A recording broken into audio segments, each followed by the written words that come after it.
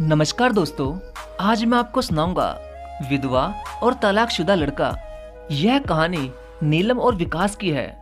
नीलम अपनी शादी के 1.5 महीने बाद ही विधवा हो जाती है और उसके जीवन में अचानक ही पतझड़ आ गया था। नीलम को ऐसा लगता था जैसे वह संसार की सबसे बदनसीब औरत है। उसकी आंखों के आगे उसका अंधेरे जैसा भविष्य हमेशा घूमता रहता था। नीलम के घर में सिर्फ उसकी बूढ़ी माँ थी और नीलम के पति के गुजरने के बाद नीलम के पिता भी इस दुख में गुजर जाते हैं। एक बड़ा भाई था, लेकिन वो तो सबसे मुंह मोड़कर अपनी पत्नी को लेकर कहीं और रहने चला जाता है। इसलिए अब नीलम को लगता था कि जिंदगी में कभी भी खुशी उसके दरवाजे पर दस्तक नहीं देगी। इधर विकास की बात करते हैं।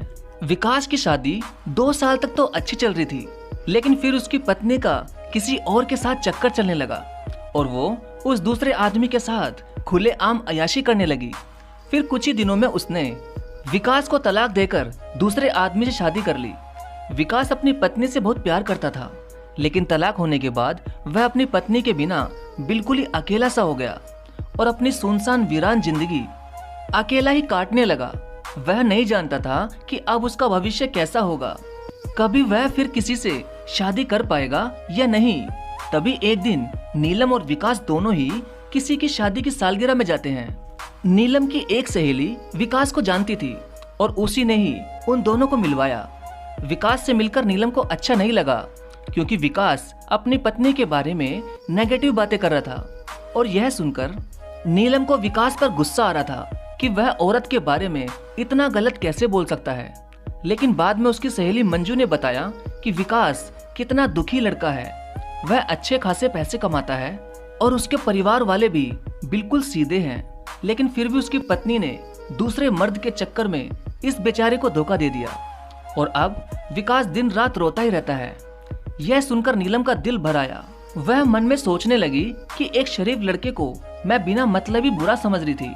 तो उसी दिन से नीलम के मन में विकास के लिए एक प्रेम सा जाग गया। तभी कुछ ही दिनों बाद नीलम ने अपनी सहेली मंजू से कहा कि मंजू, मैं पता नहीं क्यों विकास को चाहने लगी हूँ और मैं उसे पसंद भी करती हूँ। अगर मंजू तो कुछ उपाय करके मेरी दोस्ती विकास से करवा दे तो शायद मेरी जिंदगी संवर जाएगी। तो मंजू ने कहा, ठीक है, तू कहती है तो मैं किसी बहाने से विकास को अपने घर बुलाती हूँ। मैं उसे तेरी सारी कहानी पहले ही बता दूंगी, फिर तू भी आ जाना, आगे तुम दोनों की किस्मत। तभी मंजू अपने जन्मदिन का बहाना करके विकास को अपने घर बुलाती है और मंजू विकास को नीलम की बीती हुई सारी बात बताती है और वो उसे ये भी बताती है कि शादी के 1.5 महीने में ही नीलम विधवा हो गई थी। विकास को नीलम का ऐसा हाल देखकर उसे बहुत दुख होता है। तभी विकास नीलम से मिलता है और उसे समझता है वाकई में नीलम एक बहुत ही दुखी लड़की थी। अब विकास ये तय कर लेता है कि वो नीलम का सहारा बनेगा। नीलम को भी विकास दिल से बहुत ही पसंद था और दोनों ही बाहर मिलने लगे ताकि वो एक दूसरे को सही से समझ सके। एक दिन उन दोनों को ही एक दूसरे से बेहद प्यार हो गया और रात रात भर वो दोनों ही फोन पर चैटिंग भी करते थे और कभी फोन पर बातें भी कर लेते थे। विकास बहुत ही रोमांटिक लड़का था।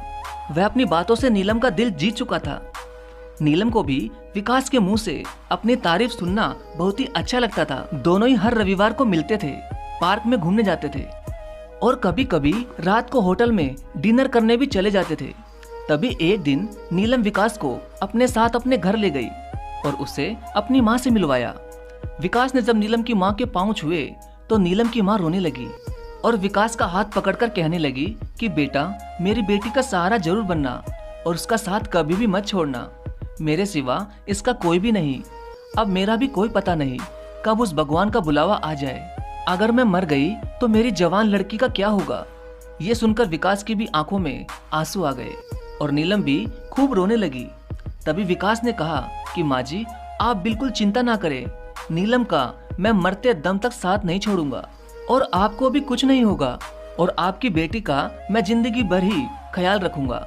ये सुनकर नीलम की माँ और नीलम को बहुत ही अच्छा लगा और नीलम विकास का हाथ अपने गालों पर लगाकर रोती है। तभी एक दिन दोनों ही पार्क में बैठे थे तो नीलम ने कहा कि विकास, तुम अपने घर वालों से मुझको कब मिलवाओगे। विकास ने बात टाल दी और उससे प्यार भरी बातें करने लगा और कहा, नीलम, मैं तुम्हारे बिल्कुल नजदीक आना चाहता हूँ। बोलो, तुम मुझे अपने करीब कब आने दोगी। लेकिन नीलम विकास को अपने करीब आने से मना करती है, मगर फिर भी थोड़ा बहुत वो दोनों प्यार कर ही लेते हैं। तभी नीलम की सहेली मंजू ने नीलम के कान भरना शुरू कर दिए। उसने कहा कि नीलम, लड़कों पर इतना जल्दी भरोसा नहीं करते, तू तो सीधी सादी है, विकास को अपनी माँ से भी मिला दी, लेकिन विकास ने तुझे किसी से मिलवाया, कहीं ऐसा ना हो कि वो तुझे इस्तेमाल करके न छोड़ दे।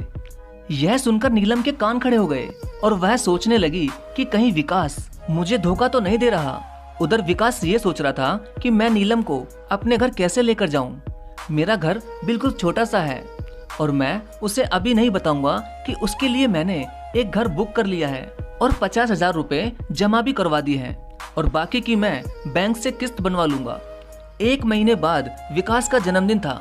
विकास ने सोचा मेरे जन्मदिन पर ही नीलम को सरप्राइज दूंगा और तभी नीलम और उसकी माँ को भी घर बुला लूंगा। उसी दिन नीलम से शादी की सारी बात करके उसे सगाई की रिंग भी पहना दूंगा, क्योंकि नीलम के परिवार में और कोई नहीं है, इसलिए सारा कार्यक्रम नीलम और उसकी माँ के सामने ही हो जाएगा। अगले दिन नीलम विकास को फोन करती है और गुस्से में कहती है कि तुम अपने घर वालों से मुझे कब मिलवाओगे। विकास फिर से बात को टालते हुए बात को पलट देता है। अब नीलम का शक और भी बढ़ जाता है। तभी नीलम विकास से कहती है, तुम्हारे बैंक में कितने पैसे हैं, मुझे अपना बैंक बैलेंस दिखाओ।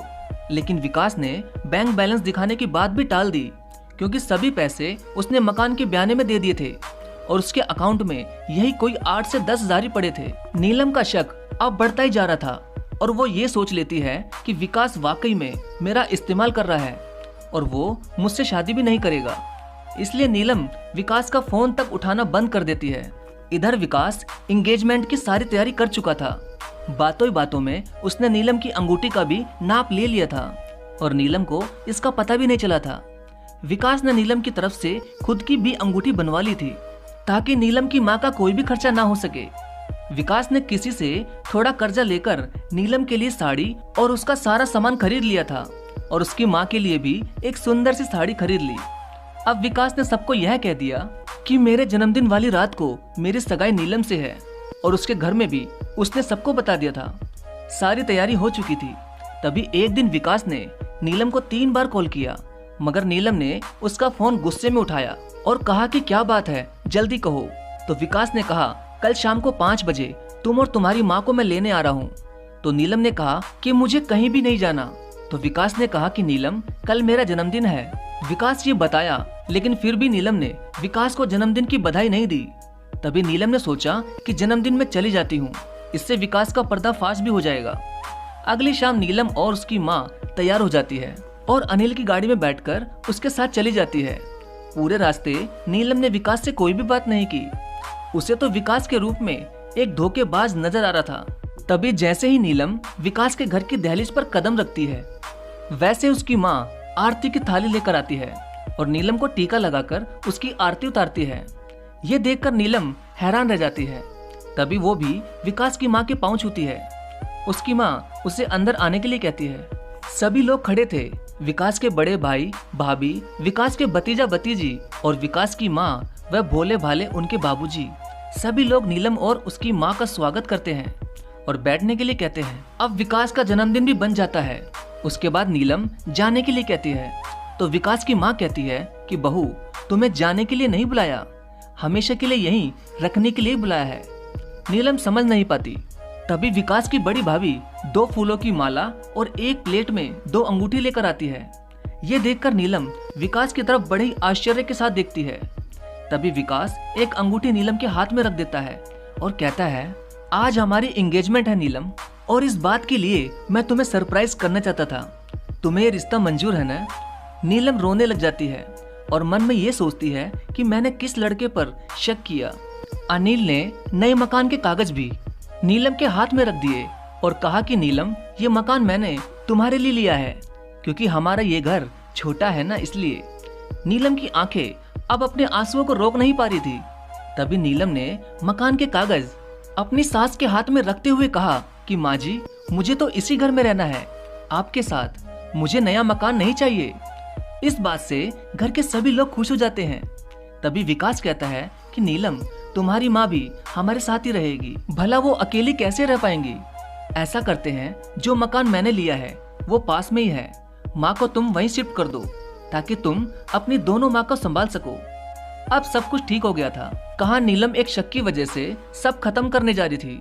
ये गलती उसे बहुत महंगी पड़ने वाली थी, मगर नीलम ने विकास के घर जाकर अच्छा ही किया। इसलिए दोस्तों, जीवन में कभी भी किसी शक की वजह से आप अपने प्यार को कभी मत छोड़ना। पहले पूरा सच जानना, फिर कोई कदम उठाना, तभी आपका भी रिश्ता बच सकता है। आपका धन्यवाद।